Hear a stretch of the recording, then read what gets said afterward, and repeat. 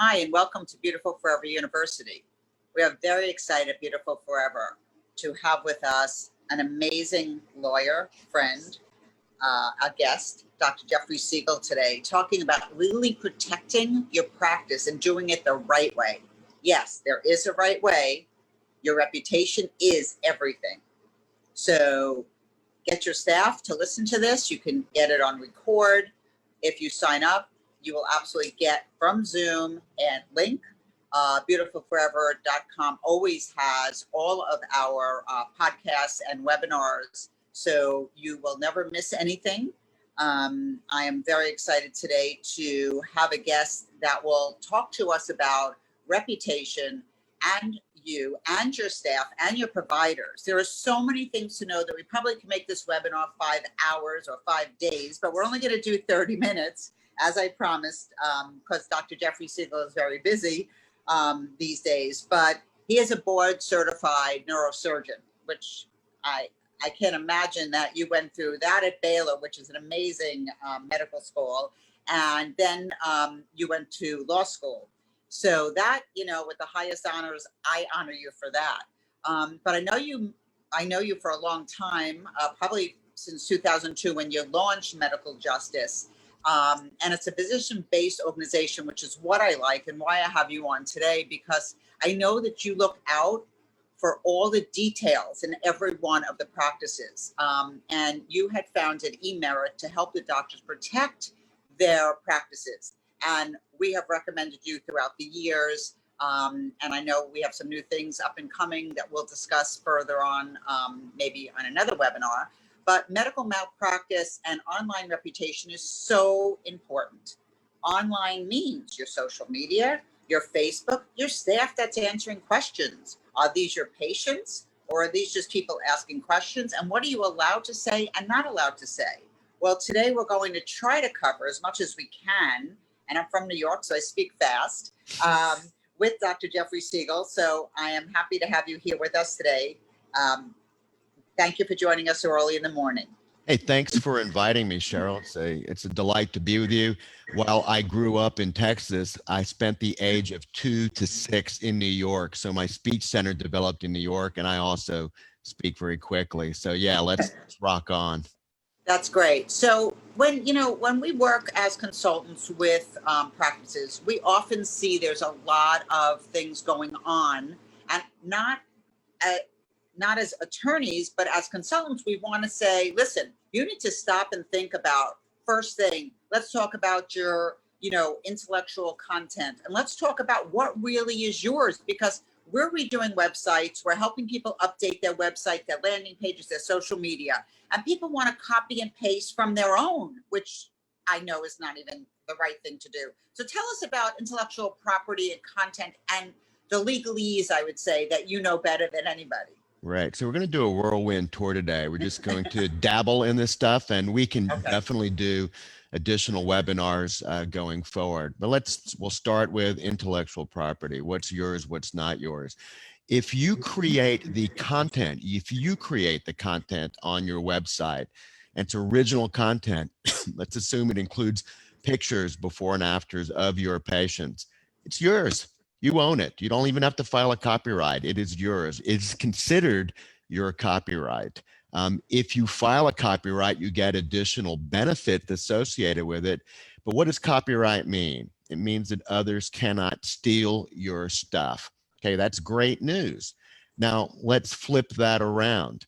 What if your webmaster goes to the internet and just says, hey, look, I found these nifty pictures. I'm going to stick it on your website. We flipped that model, and you don't really know what your webmaster is doing. Well, if you don't have a license to use the picture, and a lot of this is free. There's a common, can't remember the name of it, but it's a common use where people can get pictures for free. You can use these stock photos on your website. That's great because you have a license. But if you take them from someone else's website, perhaps a competitor, perhaps someone else in the industry, or maybe the Getty Foundation where they charge for pictures, then you're going to have a problem. You have a copyright problem. and they'll tell you to take it down. They may also want some money for having violated their copyright. So it cuts two ways. Number one, you can use your pictures. They're yours. If someone else tries to take them, call us. We'll get the other side to take it down.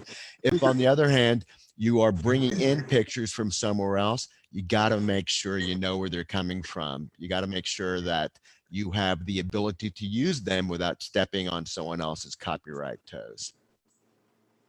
And I think that's important information. I know a lot of clients of ours have gotten letters that they must take down photographs. And even with taking them down, they were sent legal letters that they had to pay fees. So thank you for that information. Let's talk about the virtual consults, because right now in these COVID times, and I think moving forward, there's going to be more and more virtual consults. And to me, that is, that's one of the sticking points here. And, the doctors are asking in some cases, well, if my esthetician is talking about skincare, it's not medical. And do we charge for her virtual consults? And do I start to charge for my consults? And what is the relationship? And how do you get away with charging or not charging? So maybe you could talk about some of the state and federal overview laws. All right, so we are moving into virtual world right now. It's taken off like a tsunami, which is a good thing. I think it's been a long time coming, and I think consumers, patients are demanding it. They want it. It's easy to use.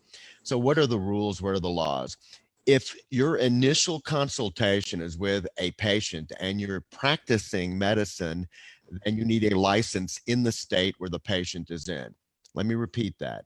If you do an initial consultation, which is considered to be the practice, and I'll tell you how to get around that, but if it's considered to be the practice of medicine, you need a license in that state. So let me give you an example. I live in North Carolina, and if I do an initial virtual consultation with a patient in North Carolina, no problem, because I have a license to practice medicine in North Carolina. If, on the other hand, the patient is in California, and I'm trying to either take care of that patient or entice that patient, persuade that patient to come see me potentially for procedures or surgery in North Carolina, then I have a challenge. The challenge is because I do not have a license to practice medicine in California. I have a law license in California, but that's irrelevant to this conversation. So what do I do? Now, if I truly want to practice medicine, let's say they're a diabetic and I just want to take care of them, I really cannot do that. If, on the other hand, I'm trying to have an initial meet and greet and get the patient comfortable with the type of practice I have and get them to understand they may be a good candidate for a procedure so that they'll go ahead and buy a plane ticket when COVID's over, perhaps, and come fly out and see me and have a procedure in my office, that's different. That's what I call the pre-doctor-patient relationship. I call that the meet and greet, but you got to spell it out properly. You spell it out by having something online which says, by the way, this is just to see whether you like me and whether I like you and whether you think the general services we provide will be useful to you. I'm trying to get you comfortable, but you've not been invited into my practice yet. And of course, we have more inviting language than that. But it's a way to set it up initially so that there is no clear beginning of a doctor-patient relationship. And it makes sense because if you're a patient in California, you want to you don't want to just buy a plane ticket and potentially have surgery without knowing who I am, but you still have that messy thing about starting a doctor-patient relationship. So getting the paperwork done properly, I'm using paperwork in quotations here because this is a virtual consult, it can be done. So if you pay no attention to it and you just jump right in and you start treating them as if they're your patient, it may not be a problem, but if the patient complains, they're going to be complaining in their state. They're going to be complaining to the California Board of Medicine. They'll be complaining to the Attorney General in California. Then you'll potentially be charged with practicing medicine without a license in California. So can be done, just need to dot the I's and cross the T's. Now, all these rules have been changed briefly for COVID. I think the state boards of medicine have opened up making it easy to do telemedicine consults during COVID, but that door will shut at some point. I think it's just easier just to try and figure out how to run your practice as if COVID's not in the background related to these rules, telemedicine. But for the moment, you know, the laws are not, well, they've been given a reprieve, if you will, just to allow people to get access to care from doctors in other states. Well, that's great information because I didn't know about that with COVID. But I guess one of the questions would be if it was a plastic surgeon talking about a facelift, is that the same as talking to a patient about diabetic medication?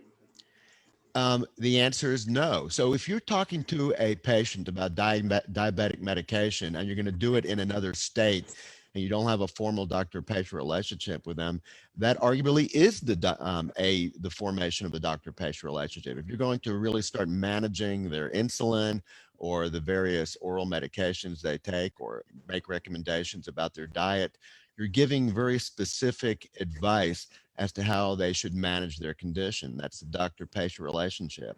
If you're a aesthetic surgeon, plastic surgeon, you're really trying to figure out whether this person will come see you in your office for surgery. As best I can tell, in 2020, it's still difficult to do surgery on the internet. So they've got to physically show up at some point to have a procedure or multiple procedures done. That is the gray zone for beginning of a doctor-patient relationship. If you just do a deep dive and start making some deep recommendations, then arguably that is a doctor-patient relationship. But there is an interesting gray zone. If you just start off by saying, these are some things that we could consider, these are some things that you need to know about our practice, this is what I might recommend once I do a formal physical exam in the office. I mean, you're getting warm, but I still think at that point, if you've defined it as a meet and greet and not the beginning of a doctor-patient relationship, I believe you're on safe ground. And what's the purpose of this? The purpose of this is to try and get the patient comfortable. You have something to offer, that it's valuable, and that you're going to decrease the risk of them showing up in your office and you saying you have nothing you can do for them. So you're trying to de-risk this for the patient. A lot of good reasons to do that. And I think you can safely be in the pre-doctor patient relationship if you follow, you know, some very basic rules. And one of those rules is with a telemedicine consult, just say there's a little checkbox in the front just saying this is going to be to see whether you're a good fit for our practice and whether you like our practice. And this does not initiate a doctor-patient relationship. Once you've done that, it's kind of hard to argue that you have a doctor-patient relationship, but what is the goal? The goal is to get the patient comfortable, to give them enough educational material that you're a safe bet that they should get in a plane when it's safe to do so, and maybe have a procedure in your practice where you are. All right, and it's great information because I think right now, as you said, people are getting away with, you know, what they won't be able to get away with in the future. So it's better to practice right now safe for the future, and also training your staff or your other providers as well. So now, you know, I am a potential patient looking for a physician. So what do I look for? I'm looking for before and after pictures on the website, on Instagram, on Facebook. I'm looking for testimonials. Tell us what the rules and regs are in the medical law world, because I know that they're not being followed all the time. Right. So what are patients looking for? First, they're going to look at your website. Your website is your message to the world and includes testimonials.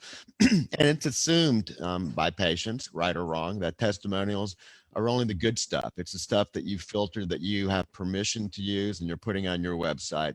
It'd be like asking my mom for a recommendation. Okay. So testimonials are great to have, get them, but they don't have the same panache, the same value as online reviews, even if they're written by the same people. So what is the difference? Online reviews are considered social proof that you're as good as you say you are. And that's what people are looking for. Your website is your message to the world. Online reviews are your patient's message to the world on third-party sites. They both are important. You really shouldn't have one without the other. They buttress, they support each other, and they're both quite valuable and quite useful. So what are the rules related to testimonials? What are the rules related to online reviews? Well, here are a few. Number one, if you're going to put a patient's testimonial on your website, you need their permission to do it, because the patient is disclosing protected health information. You're beholden to HIPAA. So you need a HIPAA authorization to do it. So it's not a big deal. If the patient's going to give you a testimonial, why wouldn't they sign a document saying you have permission to use it? But go ahead and do it, because while they love you today, they may not always love you tomorrow. And just understand that if a patient has given you a testimonial because they love you today, but they don't love you a year from now, and they say, look, I want you to take it down, you do have to take it down. Why? Because HIPAA says you have to. HIPAA says that if you're using someone's protected health information and they tell you to stop using it, take it down, and you have the ability to take it down, you have to do it. So if we migrate over to online reviews, again, very valuable. What are some of the rules and regulations? Well, let's start with people paying for reviews. What do I mean by paying? Well, you give someone a $25 check or $25 gift card for writing a review, or it's even broader than that. It's not just giving them money. It could be giving them a discount. It could be putting their name in a lottery to win free services. So it's a very broad definition of what it means to pay for reviews. So here's what I would tell you. Read my lips. Don't do it. Don't pay for reviews. You don't have to do it. And we can talk about ways to easily capture reviews, but don't pay for reviews. Let me explain why. It's doable. There's a way to do it legally, but I will explain that it's not particularly valuable to do it.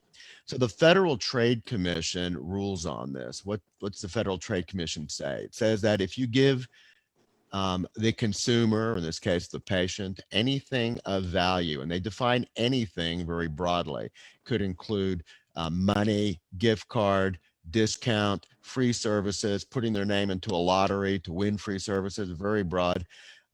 You can do it for a review, but you have to disclose it. You have to disclose that you gave someone something of value. So let me describe what that might look like.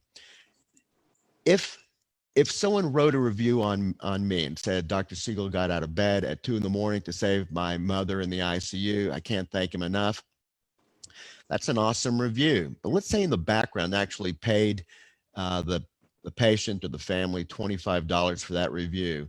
To make it compliant, it would have to say, Dr. Segal got out of bed at 2 o'clock in the morning to save my mother in intensive care unit. He's my hero. And by the way, he paid me $25 for this review. So that would make it compliant. But look, you guys know that that would be a valueless review because it looks like you paid for the review. My point is, to be compliant, you'd have to disclose it. Don't do it. The better way to capture review would be with platforms where you capture the patient sentiment at the point of service and it gets uploaded automatically to the internet. That way, you're doing it while they're there. And by the way, instead of asking for a review, you ask them for feedback.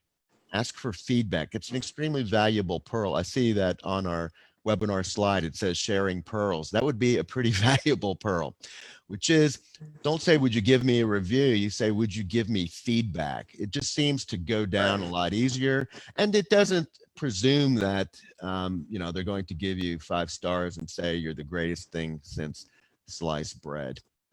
I don't know why sliced bread is that good. Why do people say that? Well, anyway. I guess it used to be. Yeah, okay. It used to be. But I digress. Healthy food. Let me just add a couple of other comments in terms of online reviews. If you practice long enough, you will get it. Yes, the dreaded negative review. Everybody gets it. Don't sweat it. If you have a sea of positive reviews and an occasional negative, it makes the other positive reviews look more credible, makes them look more authentic. So it's not a particularly horrible thing. Now, I know you don't feel like writing the patient a thank you note or giving them a bouquet of flowers when you get the negative review. But it really is helpful. I think 4.9 is typically perceived better by patients than 5.0. I've yet to convince any healthcare providers that that's the case, but it really is true. Having an occasional negative allows you to identify how you solve problems.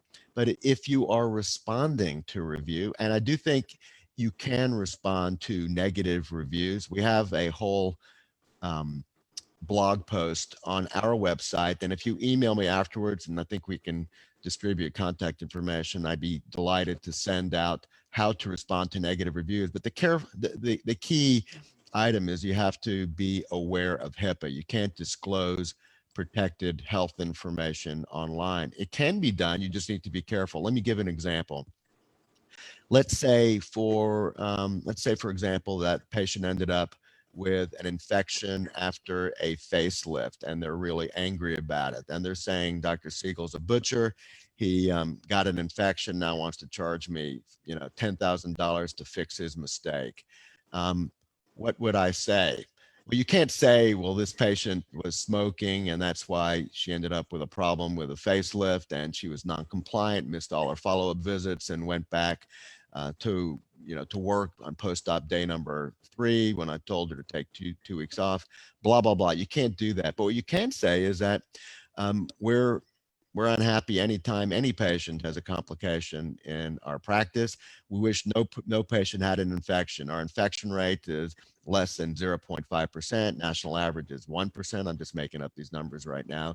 But you're telegraphing to the world that your complication rate is lower than average. Still, we won't abandon our patients. Any patient who has a problem, we often do a revision where we waive our professional fee. There you've disputed the assertion that you're going to charge the patient a gazillion dollars. So in a sense, you've answered it with a marketing message as opposed to disclosing protected health information. You don't want to get into a debate with the patient. So I would suggest one and done, but you're trying to send a message to the world. Yes, we occasionally have problems. Every practice has problems. This is how we solve those problems, but you don't want to do it by releasing protected health information. It's a fine line, but I will argue it can be done. Let me just migrate into, what about responding to positive reviews? Should you respond to positive reviews? I tell people, don't waste your time. And a lot of people say, God, thank you for telling me that. It's exhausting to have to respond to positive reviews.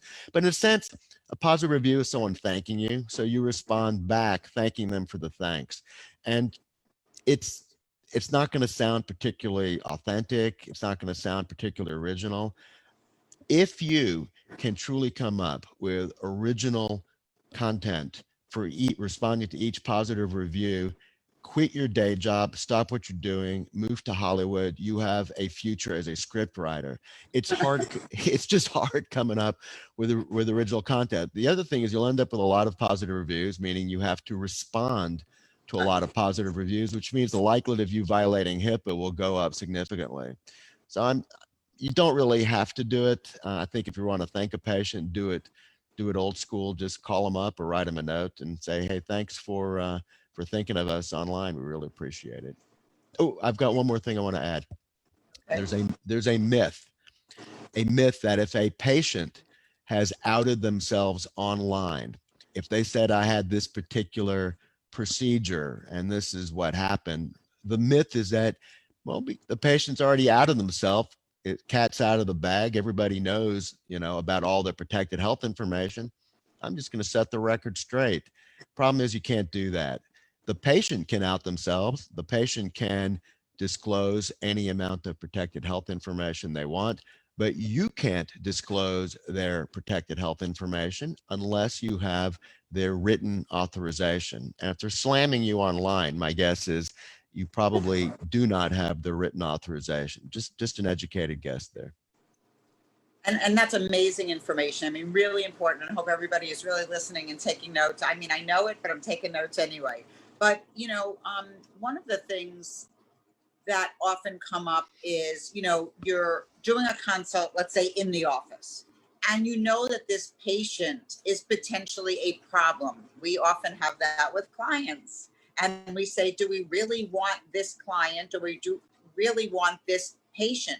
Nobody wants to turn away business. I get that. But we also know that if we have a problem patient or client, that can start a problem. So let's talk about an office. They're interviewing somebody. It's clear that the person is either a tire kicker or has been to 5 other offices or had surgery by 3 other practices. And now they're coming in and they want you to fix them, or they want something new. What's your advice as a physician and a lawyer to the staff and to the providers on the best way to handle this patient? It's a great question. You've got what I call a red flag. And early in your career, you basically say, I don't want to turn away business. This is business, I can take the check and stick it in the bank. But over a number of years, I've changed my view. The customer is always right, but not everyone has to be my customer. Not everyone has to be my customer. And I would say, listen to red flags. When I was in my first year of practice, I had 1 or 2 patients come in. Here's what they said. Man, those 3 surgeons before me, they were butchers, but I've heard so many wonderful things about you, Dr. Segal. I just know you can help me. I was flattered. Who wouldn't be? They already said I'm better than these people who've been out in practice for 20 years. I took the bait, regretted every second of it. If I had known these people would be the Satans that they became, not only would I have not taken them into my practice, I would have paid to stay away, the way they pay farmers not to grow crops. So my larger point is that if you see a red flag, be careful, be wary, and listen to your staff. The patient may be wonderful to you. They may treat you like gold, but they're rude and not courteous to the staff. They're always yelling. Expectations are never managed. I generally have a red flag rule that if one person in the practice says, I'm worried about this patient, I really pay attention to it. So what do you do now the patient is in your practice? How do you gracefully exit? Well, you basically say, I'm not sure I can help you. I'm listening to you. I understand what you're asking me to do, but I don't want you to be disappointed. Again, those are the magic words. I really don't want you to be disappointed. And I'm just not sure that I'm the right person to help you with this. There may be others. And if you can send this patient somewhere else, you at least have given them something to do. So that's one way to do it. The other way is to say, if you're going to bring them in, slow roll it. You don't have to do them next week. You can just say, my God, we're so busy. The next opening we have for our schedule, our surgical schedule to manage this particular problem is 6 months from now. I'm not sure you want to wait that long. But you haven't really said no, but you've kind of said no. You've said not now, maybe at some magical date in the future. So these are 2 ways to potentially deal with it. But I do think you need a mechanism to deal with it. You do not want to bring someone into your practice that is going to create problems, because once you've touched them, once you've done something to them, you own them. You own them. And they're never going to be more delighted than the day they see you. They're not going to become, if they see you on day 1 and they're difficult, they're not going to become less difficult in the post-operative period. In my experience, they become more difficult in the post-operative period. So if you can't stand that patient, and just being blunt here, if you can't stand that patient, try to imagine whether you'll be able to interact delightfully with that individual, changing their dressings, once a week for the next 6 months. Just think about that. And again, I've asked people this question in retrospect, with the benefit of hindsight. Had you known that this individual would be this difficult, number 1, would you have operated on them? Of course, the answer is no. Number 2, would you have paid this person to stay away? Would you have written this patient a check? Everybody says yes. Why? Because they don't sleep at night. This one person is occupying 99% of their brain space, making it hard to find professional satisfaction with the rest of their patients who actually are appreciative. So have I said that strongly enough? I just want to make sure I made that point. No, you definitely made the point. And the kind of saying no, and those options I think are wonderful. can't see you for 6 months, but you don't give them, maybe you can give them, another doctor's name, but, you got to be really careful about that Yeah, too. particularly if you like that doctor. I'm just thinking about it as you're talking and thinking about the virtual consults we talked about. One of the things that Beautiful Forever as a consulting company, we train and we manage a lot of physicians to speak on video, create webinars, as like we're doing today, and doing virtual events. I mean, I know it can probably be a whole other talk, but just a quick, we have a few seconds left. If somebody was having a virtual event and it was on Zoom and they had, the pictures of everybody attending.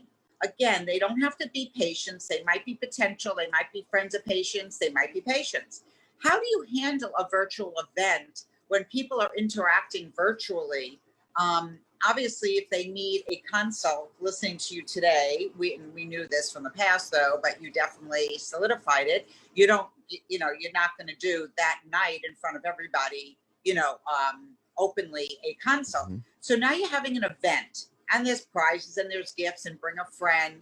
So tell me briefly, what advice can we give to our virtual event clients? So the key thing is, if you've got multiple patients and or prospects in the same virtual space and everybody can see each other, just have them know in advance, they sign off on it virtually, that this is a public event. It's like a public waiting room, if you will. And, surely when I go to see my internist and there are 32 other people in the waiting room, not during COVID, but typically there are 32 other people waiting there, it's obvious to me that these other 31 people know who I am. They may not know me individually, but they can see my face and they know that I'm a patient of this doctor's. So just get them to sign off saying it's a virtual event and that everybody will be able to see each other's face in the virtual event, which means that you give consent to make that happen. It doesn't need to be involved, but you just want to get them to sign off. And of course they're going to sign off. Why else would they be going to a virtual event?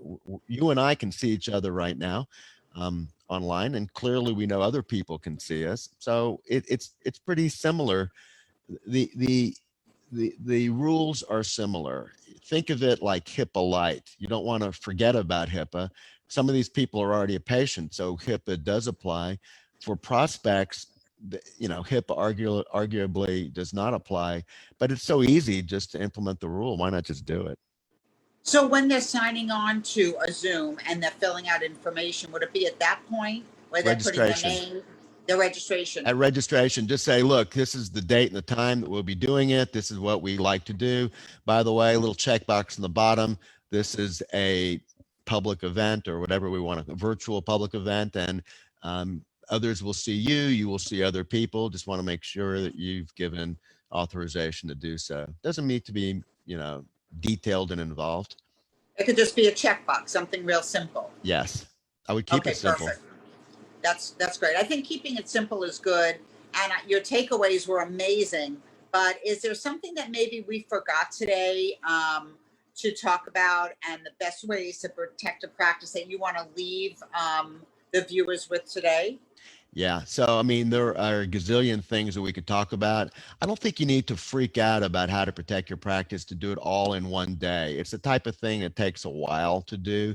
And by chewing on it in bite-sized pieces, you make it accessible, make it easy. So anyway, let me just give my name and website. So Jeff Segal, my website is medicaljustice.com. It's one word, medicaljustice.com. My email is quite simple. It's jsegal, J, S as in Sam, EGAL, at medicaljustice.com. Again, J, S as in Sam, EGAL at medicaljustice.com. I could send you to various links on our website, for example, how to respond to negative reviews. There's no way we could do that justice in a few minutes, but this gives you a lot more detail in terms of how to manage that if and when, well, actually when you get a negative review. Nobody is free from getting a negative review. Absolutely not. And like you said, you gave some really good in-depth information and some really good takeaways. But if anybody does need to get in touch with you, I'm happy to connect you. There are some questions which we don't have time for, but we will send them right to you directly. And we do have a post-event survey that we like everybody to fill out. It takes 2 minutes, maybe one, if you're real quick. Give And us your today's webinar. feedback. Yeah, give us your feedback. Yeah, we always Exactly. want feedback. That is true. Just like you want feedback, we want feedback.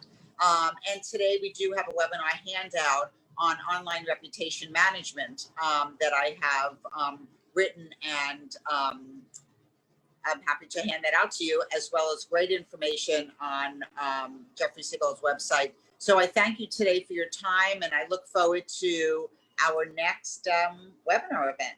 Let's do it again. I had a blast. Absolutely. Thanks so much for inviting me, and great seeing Thank you. Okay. Thank you. Good to see you. Bye, as well. everyone.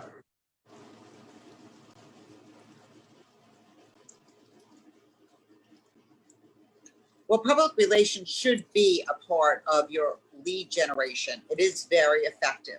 People are not looking at PR right now. They're looking at social media, but public relations is separate. It's a separate entity in its own right. It can be used if a press release, for example, is written. That press release can be used on your social media, can be used on your website. On Beautifully Profitable's book, we don't have the page number here today, but in the digital resource guide you download today, we're offering it at 50% off, and the discount rate is profit. But PR is something that you should adapt to and think about press releases on a semi-regular basis, but there has to be information that people really want to learn about. And I'm willing to give you a complimentary session if you'd like to expand and add new profit centers or expand your practice this fall. Just email me, Cheryl at Beautiful Forever, call the office.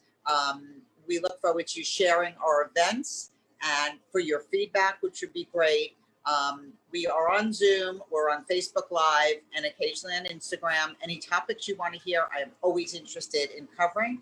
The next 2 topics that are coming up, save the date, educating women on balancing hormones, maybe balancing hormones and sex, and growing your patient base at once. And Dr. Susan Merman is it. She's amazing, great energy. It will be on November 18th at 6 o'clock. So bring your wine and we can have a happy hour.